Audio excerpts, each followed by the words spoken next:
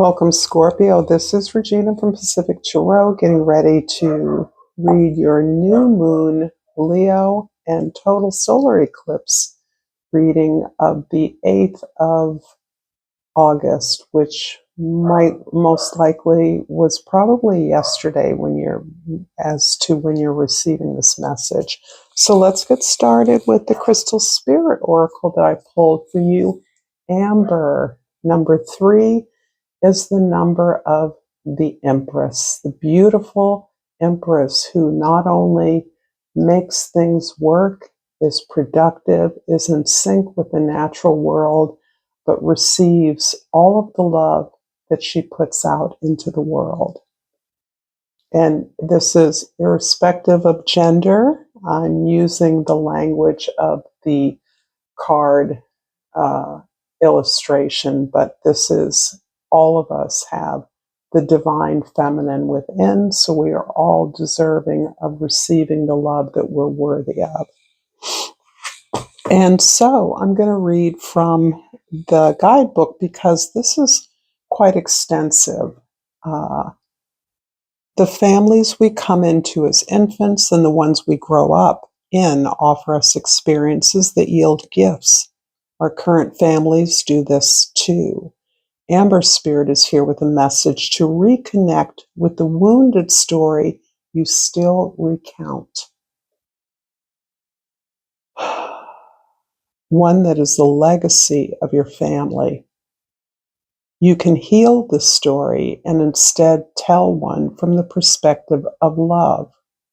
This way, you may receive and give love within a family as defined by the heart and the magic of the conscious universe, sending people your way to make sure you have the caring and affection you need and deserve. Reflect today on the love you have created for yourself and how precious you are, a gem like no other. Look to those who choose to offer you this gift, for they are your human family. Draw strength from knowing that love shows up always to bring what you're missing in your own family in the past. This balm is available to you to heal the family wound that has hurt for too long. This is incredibly beautiful. And this feels like lifetime work for so many of us. I love this energy that I'm feeling from it. We can create the love that we desire, that we need, that we are worthy of, even if it was imperfectly delivered or absent from our upbringings. So I know that the reality for most of you is some kind of weaving together of these two polar opposites, an unloving or unyielding family and a chosen family that provides all that one needs. That describes years of experience in working through not abandoning those who may have offered us the best love that was available to them, that they intended nothing but protection and good things for us, but they were perhaps delivered on the basis of what they knew. So this is a very complex story, particularly as this is about the story we tell of who we are and what we're capable of. From the soul's journey, envy. I'm the same as everybody, but with different challenges. I think it might surprise many of you to become aware of the fact that others envy you. They envy perhaps not your roots that may be unknown to them, but the abundance of love, the abundance of creative energy that you have in your life, the abundance of healing that you offer freely and that you offer to those near and far as needed. This sense of infinite compassion and sensitivity to the nuances of the desire to be seen, loved, and held. And it also may talk or cause you to reflect on those that perhaps you once or still do envy in some way. Most of us don't like to admit that we envy another, or that we certainly don't admit that jealousy, even if we feel it. But envy is a little bit softer. There's a sense of pride, but as you know, envy uh, for something that you have or a skill that you're able to display does not tell the story of what that skill or object costs to earn or receive or embrace in your life. So there is no whole story in envy. The story is here in your lifelong journey to heal those wounds in the present. The High Priestess. I love this because this is talking about the precise opportunity that this total solar eclipse offers us. This is where you have performed and spoken up and showed out and offered love, received love, manifested that in a variety of forms, sometimes as a way of seeking validation, sometimes as a performance based on the conditioning that you received as a young person, as a way to belong to a unit, to be a part of something, as a way of being seen as good or making a contribution.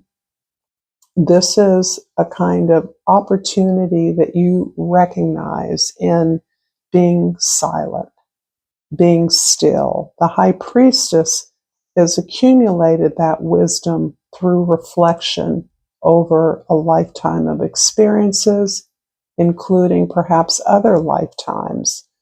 But there's a wisdom that is held close, that is not shared with others. There's a silence that she cultivates. That silence is the place of her reflection. But it's also a way in which the eclipse is allowing you this chance to pause, to be silent, to listen to the silence before you declare yourself, before you step into visibility in what I am presuming is a much more authentic way. Not in the way that you performed or worked hard or showed up in the past, a way of getting the love, attention, and adoration perhaps that was absent at critical times in your life. But this visibility that you're stepping into is based on who you are, the work you've done, the story that you're now telling, you're now sharing with the world. So this is a declaration that you're preparing for, but only while you cultivate that silence, that stillness in your own life. You're taking a collective pause, which is what the eclipse symbolizes. The sun is covered up, the sun returns. The moon is occluded, the moon emerges, reemerges. So this is about the truth returns. The sun comes out again. Life is restored. Life is renewed.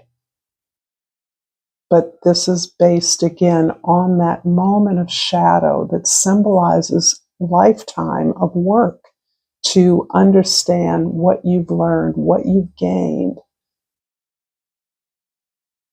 In the past, the Ten of Pentacles. Interesting, because this card mentions a legacy, the wound that becomes a legacy, the story that is told becomes the legacy. So here we're talking about generational healing, some kind of cultural restoration that you are moving through, moving towards. And this restoration is, again, part of the alchemizing of this wounded past. So I love the tens here, because how you've changed is how you are changing the world. And this is clearly your effort, what you're producing, what you're manifesting is creating that change as it ripples out throughout the community, the world, your family, your new family, and your old family. And in the future, the King of Pentacles. I think you can safely say that you have earned a kind of mastery of the opportunity to be productive and impactful with the work that you do. This is work that you share generously with others. This is work that you intentionally target to those who don't have access to the resources that you've had access to. If it's through your story, if it's through help, education, teaching, training, sharing, this knowledge, it feels like a lifetime calling. Teaching in some way, organizing socially so that people can produce something of beauty, of value that can be shared with others. There's a whole ethos here that you have cultivated and that you are a living example of. So that makes this silence that is a part of this current experience so very important right now. There are many astrological phenomena that are supporting this idea of us being on the verge of a new kind of visibility, a more authentic kind of visibility. So that is something that you are well prepared for, that you are anticipating, that you are receiving clear material benefit from. And it is a reward, not simply a reward, it is a return on your investment in self, an investment in your healing journey, that you've been able to produce something that helps others on theirs. If you're resonating with this reading, Scorpio, please like this video and subscribe to my channel, Pacific Tarot. You know I love your presence here. Really deeply appreciate all of you.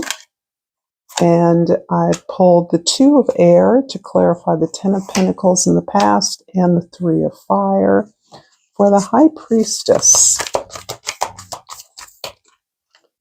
I have pulled the Five of Earth and the Two of Earth, and for the King of Pentacles, the Magician and the Seven of Fire. Whatever you've created and built has become a model, a pathway, a program that you can disseminate and share with others. So in the past, this legacy comes out of some very, very hard truths. This has taken you to a crossroads, and this crossroads you stood at some time ago. This is in the past. You made a choice. You made a decision to look at something that nobody else wanted to look at, to hold the truths of your experience in a way that meant inevitably you would have to face that truth. You would have to employ those truths in your life. And this feels very clearly pointed toward your family of origin, your culture of origin, perhaps. It can be larger than just your immediate family, although family is the language we use. And from that, you set up a healing journey. You set up a practice, a way that you would soothe, solve, heal, ease this anxiety that you experience, this some kind of a violation. And I don't have any details or any knowledge of that beyond what I know as being a family member myself, that damage can be done unintentionally.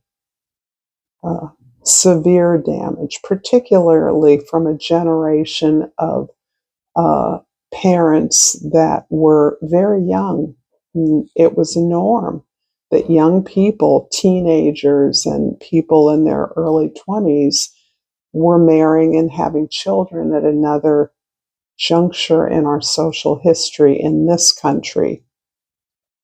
And I don't know how that translates around the world, but I think that's fairly broad of a phenomenon that can produce parents that are unwittingly ill-equipped to be able to manage all of the phenomenon of raising a family in a very prescribed way.